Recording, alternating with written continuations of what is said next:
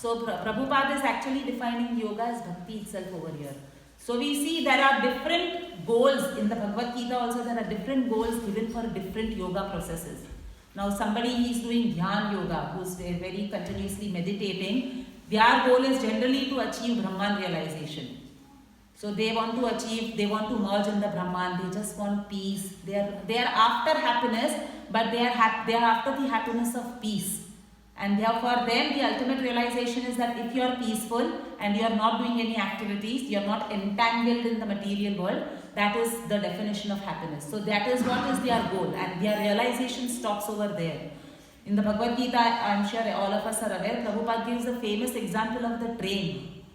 So Prabhupada says that these realizations are important. They are, processes or they are rungs in the yoga, steps in the yoga ladder. But one has to not just climb one step and think, oh, that is the goal, I've climbed the top. One has to realize there are higher rungs and keep climbing. In the same way, when somebody is, so Prabhupada gives the example of the train. So when a person is, new person is looking at a train, arriving at a platform, and he's for the first time going to see a train, and he sees first a big light coming. And then he goes home and he tells people, oh, I have seen train.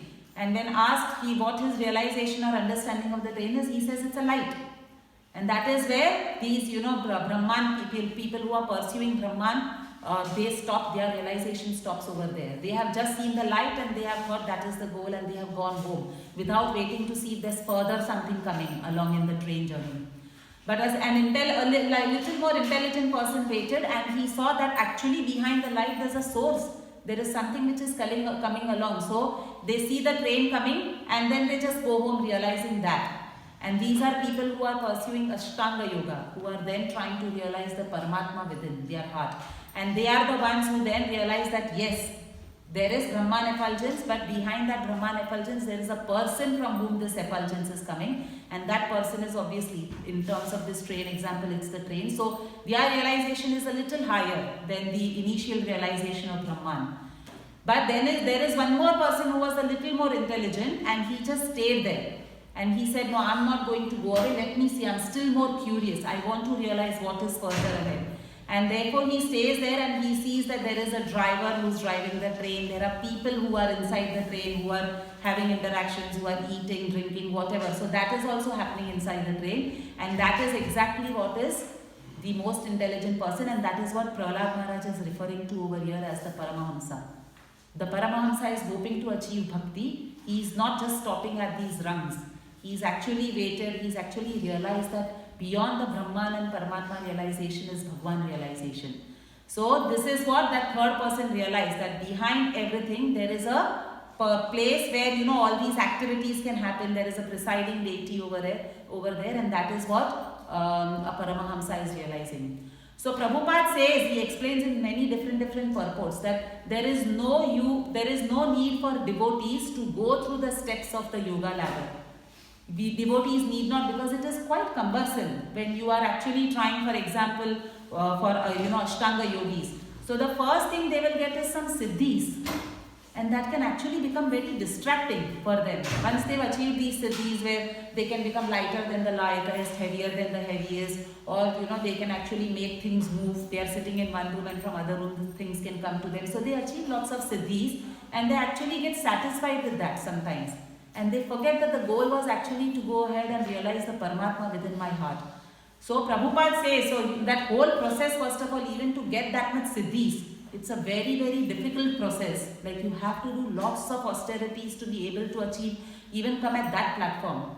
But Prabhupada says that when there is a direct process available which can put you directly on the top rung of the ladder, then why do you want to go through the slow process of climbing each rung where you can actually even get distracted and stop at one of the rungs thinking this is the goal that I've realized. So Prabhupada in the purport is stressing that bhakti is the essence which these Paramahamsas are trying to achieve, and that is what Prahlad Maharaj is explaining over here. And he is also giving the process once again, which he gave to Hiranyakashipu a few verses ago. That the process of achieving this bhakti, because Prabhupada says in many of his lectures, Prabhupada always says that Krishna consciousness is not armchair religion, where somebody is sitting on an armchair and just lecturing and doing lip service. And Prabhupada translates bhakti in English as not just devotion, where someone's giving big esoteric talks, sitting on an armchair and saying that one should do this and one should realize this. We sometimes see like people, and such speakers are very popular. We see them on YouTube, on the internet, they have millions of followers and they are speaking all esoteric things, but no practical steps. And people get attracted to all this flowery language Prabhupada says. People get very attracted. In fact, the more people can't understand something, they feel, oh, this is really good. This speaker is speaking really good. He's really esoteric because I couldn't understand what he spoke. So he must be really great. But Prabhupada brought it down to the layman's level, and we see Prahlad Maharaj doing it over here. He's talking about the goal which Paramahamsas want, but he's also giving us the steps within the translation. We see the steps are given in this particular verse. And what are some of the steps which Prahlad Maharaj is giving us? He's telling us over here, he's saying Namaha. Namaha means I offer my respectful obeisances unto you. And also rendering 6 kinds of devotional service, one of which is offering prayers, which is Vandanam. So he is talking about that aspect of devotional service. By Vandanam one can actually achieve perfection. And we know from the Shastras, the example is none other than Akrura. So Akrura offers such beautiful prayers and through that he achieved perfection. He is also saying that dedicating all the results of one's activities, Archanam, worshipping you, Archanam and dedicating everything. We saw Prithu Maharaj was doing Archanam. He dedicated everything to Lord Krishna. He is also saying, working on your behalf, always remembering your lotus feet and hearing about your glory. So he is glorifying the process of Shravanam, Kirtanam and Smaranam. Remembering your lotus feet, and that was none other than Prahlad Maharaj. He actually was the emblem, or he was the idol of Smaranam. And we can see through his beautiful prayers how much he was absorbed in the thoughts and the consciousness of Lord Krishna and Lord Narasimhadev. And he's also glorifying the process of Shravanam, which right now Yudhishthir Maharaj is doing. He's hearing so nicely from Narad Muni about this whole history of Prahlad Maharaj and the pastimes of Narasimhadev. So like that, we are being given practical steps to achieve this particular process of bhakti. Not that we are just being given some language, flowery language, oh bhakti is very beautiful, or some emotionals. It's not about emotions, I love Krishna. Many times people come here and when we see some new people coming into the temple, sometimes they are giving flying kisses sitting here. So all sorts of things are happening, but they are not realizing there are some practical steps that are there to achieve actually that particular stage of where you can give a kiss to Krishna, where devotees in Vrindavan have gone through those stages to achieve that particular stage of pure love for Krishna, which the Paramahamsas are aiming for, and that is what Prahlad Maharaj is describing over here.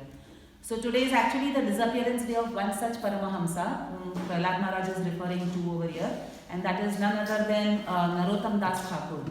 So it's his disappearance day, and he is extremely popular amongst Gaudiya Vaishnavas, amongst even all the Vaishnavas in Vrindavan, because of so many songs, especially his prayers and songs that he has written. Narottam Das Thakur is very popular for that. So we'll spend the next few minutes talking about Narottam Das Thakur's glories, because it is said the more we discuss a person's glories on their appearance and disappearance day, that much blessings we are invoking from that particular person upon us.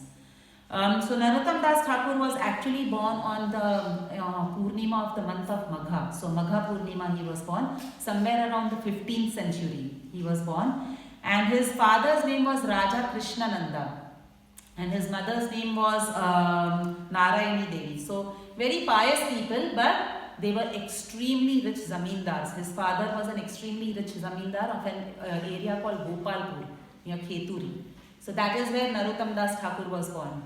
And he also had an uncle whose name was Purushottam Datta, and that uncle's son's name was Santosh. So his cousin's name was Santosh. And Narottam Das Thakur deliberately took birth in this Kayastha family. So they were Dattas. Dattas means they are Kayastha.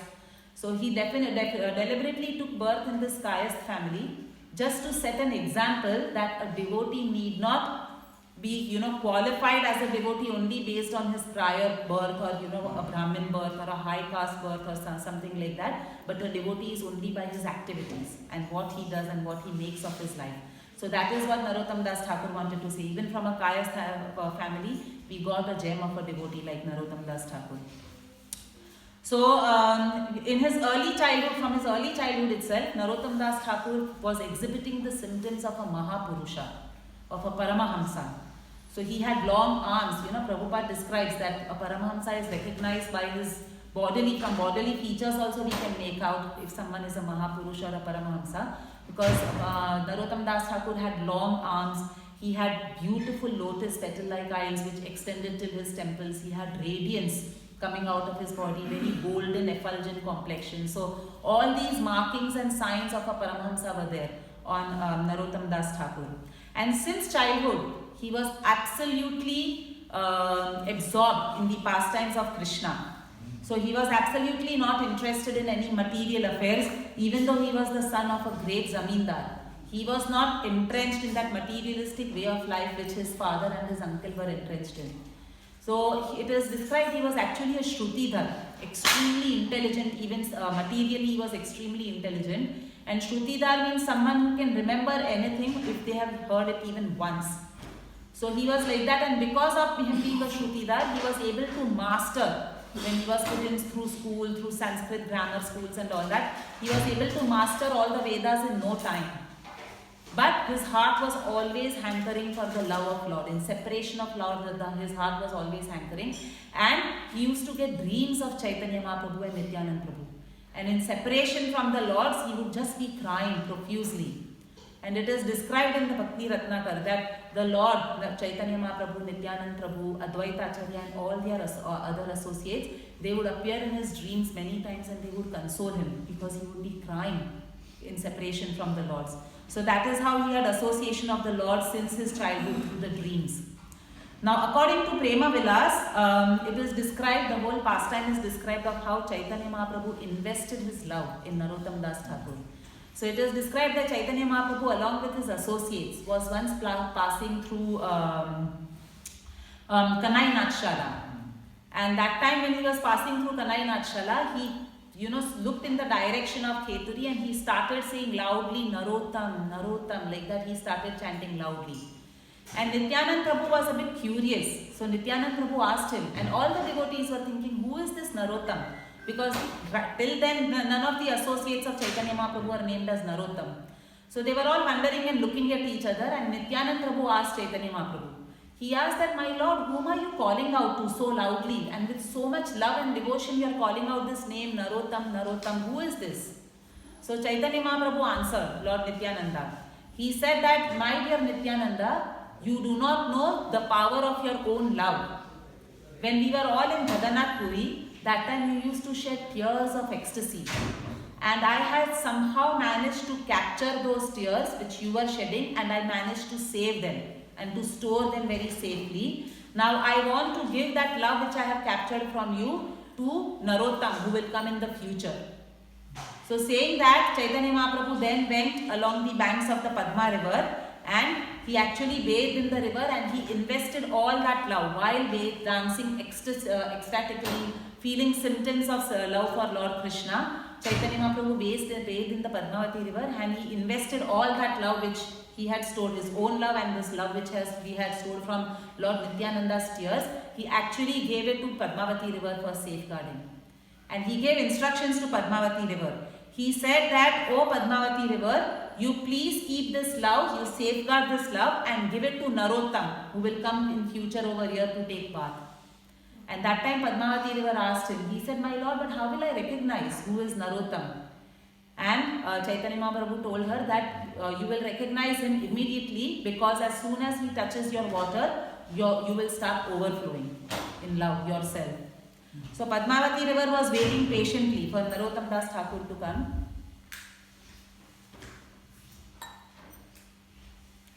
And then one day when Narottam Das Thakur was 12 years old, he actually got a dream. As usual, Chaitanya Mahaprabhu would come in his dream, but in this particular dream, Lord Nityananda came. And Lord Nityananda instructed Narottam Das Thakur that you go to the banks of the Padmavati river and you go and take bath over there. So Narottam Das Thakur immediately when he woke up next day morning, he went to the Padmavati river and as soon as he touched his feet to the waters of the Padmavati river, the water started overflowing. The river started overflowing, and immediately Padmavati recognized that this is none other than my Lord who has come over here.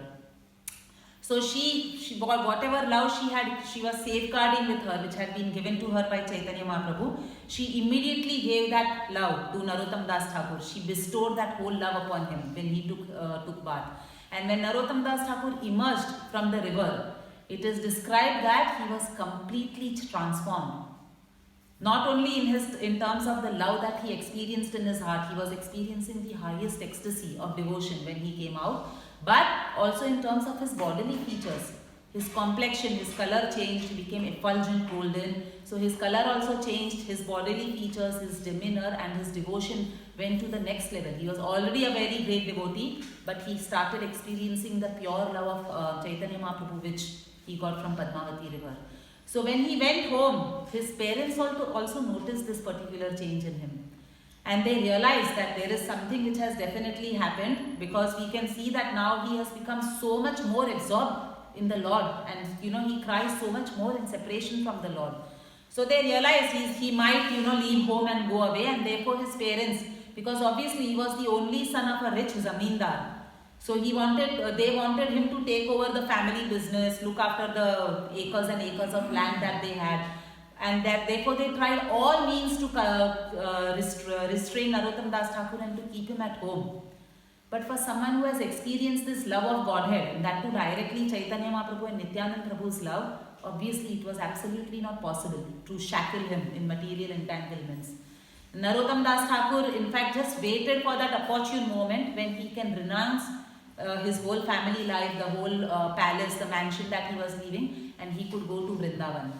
So at that opportune, he was waiting that his cousin Santosh, who was his uncle Purushottam Datta's son, he waited for him to actually become big so that he could actually be made in charge of the kingdom, of the acres of land. He could be made in charge, and that way he could live. So they made Santosh in charge, because Narottam Das Thakur anyway was not showing much interest in trying to increase the family business or anything. And then once when his father and uncle were away on some business, Narottam Das Thakur secretly escaped from home. And it is described he escaped from home on Kartik Purnima. So the Purnima which just went on Sunday, when the Kartik one started for all of us and we started offering Damodar lamb. That day Narottam Das Thakur left his home. He cut off all his attachments with his family, with whatever mansion he was used to living in opulence. He cut off all those attachments and he straight away started walking to Vrindavan. Now it is said that he was able to renounce, because for someone who has lived lavishly in really rich environment, for that person to give up everything and walk barefoot to Vrindavan is such a huge transformation. But Narottam Das Thakur, it is described, was able to do that in a minute. Like a scissor, he just cut off that attachment, and without even caring about eating and drinking, he was walking and walking and walking. He was not even waiting to try to drink something or try to eat something, but just kept walking in his eagerness to go and associate with the Goswamis in Vrindavan and stay in Vrindavan and associate with the Lord. So because of him, doing so much austerity while traveling to Vrindavan, he actually fainted on the way. Under a tree he fainted, and at that time a beautiful golden complexioned little Brahmin boy came there. And he was golden skinned, and he had brought a pot of milk with him. And he woke Narottam Das Thakur and he said that, "Oh Narottam Das Thakur," in a very sweet voice he pleaded, Narottam Das Thakur, that please have this milk which I have brought for you. This milk will act like nectar on you. It will take away all the fatigue, the tiredness that you are experiencing, but it will also heal all the bruises and cuts that you have from walking, because barefoot if you are walking for such a long distance, and that time there were not such roads and all that which are now developed. So obviously he was walking through forests and all. He had lots of cuts and bruises all over his body, and especially his feet. So the boy said, once you drink this milk, all your cuts and bruises will also be healed. But Narottam Das Thakur was again, he again went back to sleep, and that time none other than Rupa Goswami and Sanatan Goswami came in his dream. And they actually lifted him up, they put their hand on his chest, and they fed that milk to him, that pot of milk which the Brahmin boy had left next to Narottam Das Thakur. They fed him that milk with their own loving hands. And that milk actually did that, it was like nectar for Narottam Das Thakur, and it actually revived him. So his fatigue and all was gone, his body was rid of all the bruises, and he got the energy to again walk into Vrindavan. So he reached Vrindavan over there and he started associating with all the Goswamis over there. And that time, Jiva, once, Rupa Goswami, Sanatan Goswami, everybody had left the world. Jiva Goswami had become like the intellectual leader. Not only the intellectual leader, but also the Vaishnava leader for all the Vaishnavas who were residing over there. But before that, Narottam Das Thakur was very attracted to Lokanath Goswami. Now, Lokanath Goswami and Bhugarbha Goswami, these are the two devotees whom Chaitanya Mahaprabhu sent to Vrindavan even before he sent Rupa Goswami and Sanatan Goswami. So they were the earliest residents of Vrindavan, earliest of the Goswamis to reach Vrindavan and to go and sit, go and do write books and meditate on Lord Krishna and spread Gaudiya Vaishnavism in Vrindavan. So they were the first two to be sent over there. And Lokanath Goswami was such a renowned soul, and he was very austere, and he had vowed that he will never accept any disciples in this life. But Narottam Das Thakur, hearing about Lokanath Goswami's qualities and associating and looking at his character and his life example, he actually was very attracted, and from within his heart, he had that inspiration that he should make Lokanath Goswami only as a spiritual master. Now he approached him with that request, but Lokanath Goswami flatly refused. He said that I have decided not to take any disciples. There are many other Goswamis or many other spiritual masters who are much more qualified than me. So you take initiation from them. But Narottam Das Thakur had set his heart on Lokanath Goswami. He did not want to give up. So he said, okay, even if he doesn't give initiation, let me serve him at least nicely. And what other service than to take up but the most menial service somebody can do. And again, Narottam Das Thakur set example by taking birth in Kaya's family, in a little bit of a low class family, to show that a devotee can rise from any background of one person can become a devotee. But also in terms of services, he could have done any service for Lokanath Goswami, but he took up the most menial service that one could do, which was actually cleaning the area where Lokanath Goswami would answer nature's call every day. So very nicely he would go, he would clean that area.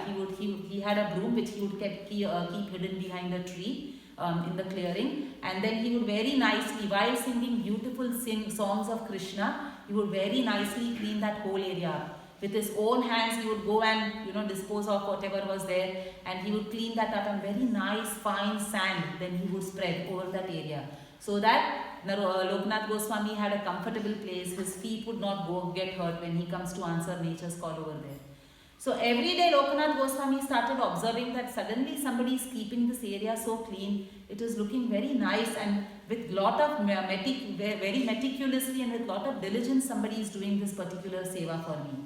So he really wanted to find out, because Lokanath Goswami, being a humble devotee himself, did not like to accept services from others. So one day he decided, I have to find out who's doing this particular seva. So he hid behind a tree, and then he waited there for quite some time, and then he saw this boy emerge who had come to ask him for initiation as well. So he saw this boy emerge, and he saw that very lovingly he was cleaning the whole place. He was spreading nice fine dust over there, so that he has a comfortable place to answer nature's call. So Lokanath Goswami was shocked, because Narottam Das Thakur, he said, this boy looks so effulgent. He himself looks like a great devotee, and he is rendering such service for me. So he comes out, and he almost wanted to fall at the feet of Narottam Das Thakur, telling him not to do this service for him. But at that time, Narottam Das Thakur held his feet, and crying profusely, he requested him that you please grant me initiation. That is my only desire from you. So obviously Lokanath Goswami also kept refusing, but ultimately, looking at Narottam Das Thakur's humility and his sublime Vaishnava qualities, Lokanath Goswami actually gave him initiation. And it is described that he gave him that initiation on the most auspicious occasion of Shravan Purnima. So the Purnima during the month of Shravan month, that is when Lokanath Goswami initiated Narottam Das Thakur. So Narottam Das Thakur took birth on Magha Purnima, the Purnima of Magha month, which is also very important, very holy month. He actually left his home, renounced the material world, and went to Vrindavan on the Purnima of Kartik month, which was just a few days ago. And he took his initiation during the Purnima of Shravan month. So this is how Lokanath Goswami initiated Narottam Das Thakur. Now it is saying that, it is said, described that Narottam Das Thakur used to render so many services, not only to his spiritual master, but to all other Vaishnavas and Goswamis also in Vrindavan. And Loknath Goswami gave him that instruction. He said that you are the son of a rich zamindar, so you will have lot of influence in your own birthplace. So I want you to go back over to your own birthplace and I want you to preach there in your birthplace. And taking his Guru Maharaj's instructions as his heart and soul, Narottam Das Thakur was planning how to then execute this particular instruction. And during, like after the other Goswamis had left, Jiva Goswami actually entrusted all the scriptures which all the Vaishnavas had written and the humongous task of spreading Vaishnavism throughout India to Narottam Das Thakur, Srinivas Acharya and Shyamanand Pandit. So these three he entrusted that task with. And he asked them to take all the scriptures. Now you can imagine how much valuable these scriptures were, because the Goswamis had written them with their own hands. So he said, you take all these scriptures in a bullock cart and you take them back to Gaudadesh. Take them back to Bengal, where, and along the way, please preach the glories of Chaitanya Mahaprabhu everywhere. So there is a long pastime. These scriptures get stolen. There was a king, dacoit king, who gets these scriptures stolen, and how he was then converted into a great devotee of the Lord. But while that was happening, Srinivas Acharya and Shyamanand Pandit asked Narottam Das Thakur to go ahead to Kheturi, because they knew that that was the order of his spiritual master to him. And his spiritual master had actually ordered him that when you go to Kheturi, the main service you have to do is establish deities of Gauranga and Krishna over there. And that is the service which Narottam Das Thakur did. He established 6 sets of deities, it is described, in Kheturi Dham, and he organized a very big festival. And that festival has been very nicely described in different scriptures, Chaitanya Charitamrita, so many other scriptures it has been described, where all the Vaishnavas who were present at that time, they all assembled in Kheturi to participate in this particular festival. And Janva Mata, who is none other than the consort of Nityanand Prabhu, she also actually went there to participate in this particular festival. And it is said that Narottam Das Thakur had organized this whole festival so nicely, and invited all the Vaishnavas with so much love. He took care of every detail in terms of the hospitality of these Vaishnavas. So he had organized it so nicely, and with so much love and devotion he was serving the deities and all the devotees who had assembled over there in this huge festival, that Chaitanya Mahaprabhu and Nityanand Prabhu themselves appeared. They had already departed from this world, but they themselves appeared in their original forms to sing and dance with all the devotees. That much how blessed Narottam Das Thakur was. He had received so much mercy of Chaitanya Mahaprabhu and Nityanand Prabhu. And then later in his life, Narottam Das Thakur obviously wrote quite a few books, but 2 of his books were very famous. And these 2 books are Prarthana and Prema Bhakti Chandrika. And it is described they have almost become like the very life of devotees. So they have been printed and printed and printed in so many different languages and so many different copies of these books, because very, very dear, even to all our acharyas, they were very dear. Bhaktivinoda Thakur, Srila Prabhupada used to sit and recite prayers from the Prarthana book of Narottam Das Thakur. So like that, he wrote these 2 books which became like the Gaudiya Vaishnava emblem. These were the books which all the devotees held dear to their heart. And he wrote many, many prayers, many, many songs. Even in a Vaishnava songs book, which we use in ISKCON, there is a whole section which is just dedicated to Narottam songs by Narottam Das Thakur.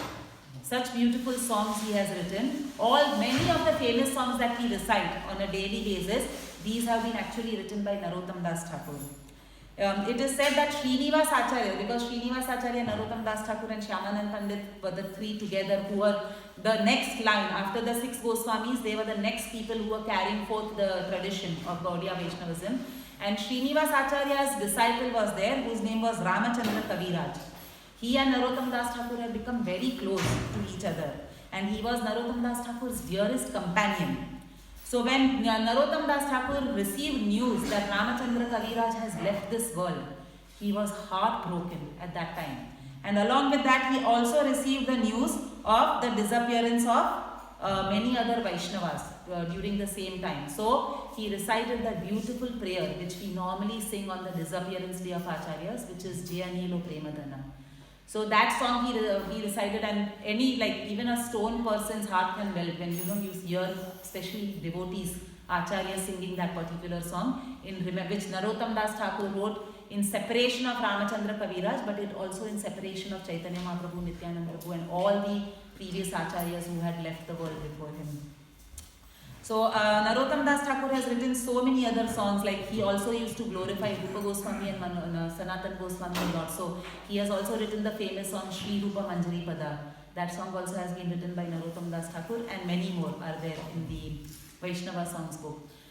His samadhi is there today in Radha Gokulananda temple in Vrindavan. So when we go there, we can all pay obeisances, and he disappeared on today's day. During the auspicious month of Kartik, he disappeared. So these are some of the glories of Narottam Das Thakur, and we pray to him to eternally bestow his mercy on him, and that we are able to be absorbed in the songs and the prayers that he has written and the songs that he has composed for all of us to continue. With that, I'll end the class here, and I'll see if anybody has any questions or comments or corrections.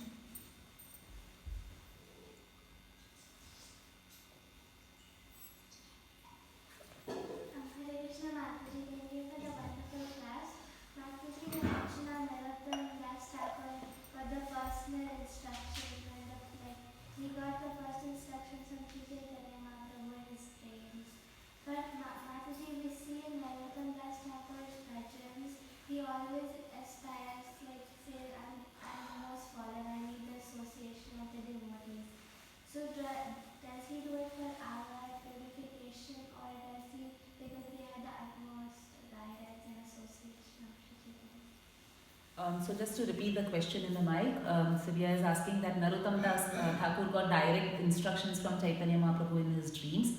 However, we see in his prayers he is always exhibiting the mood that I am the most fallen. So is he doing that to teach us, like set an example for all of us, or was he himself like that, or experiencing that? Because he has the utmost guidance in that.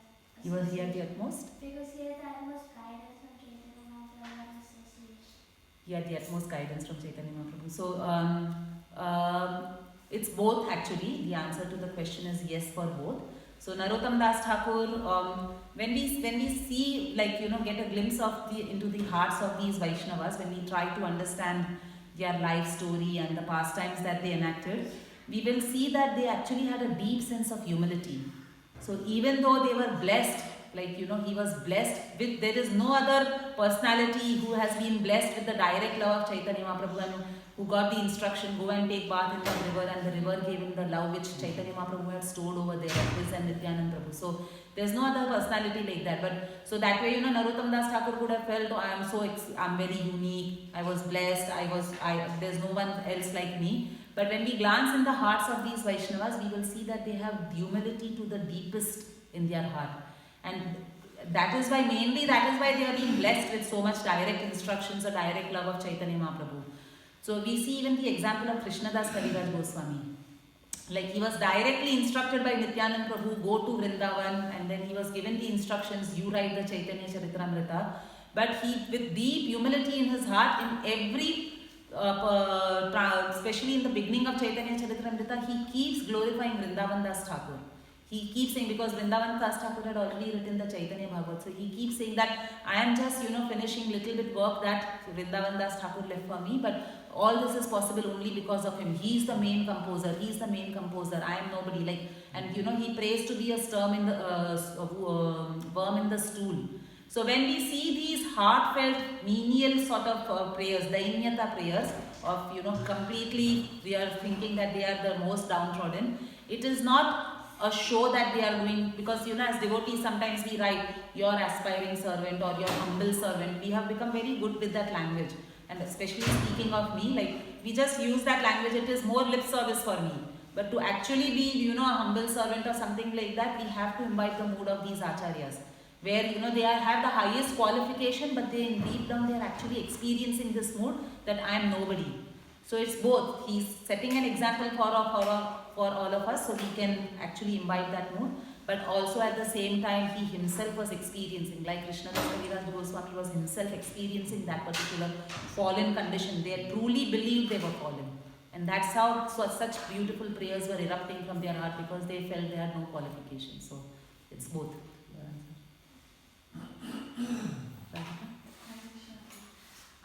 Mataji, I wanted to ask, how can we develop the mood of Narottam Das Thakur, and how can we get his mercy? So, how can we develop the mood of Narottam Das Thakur and how can we get his mercy?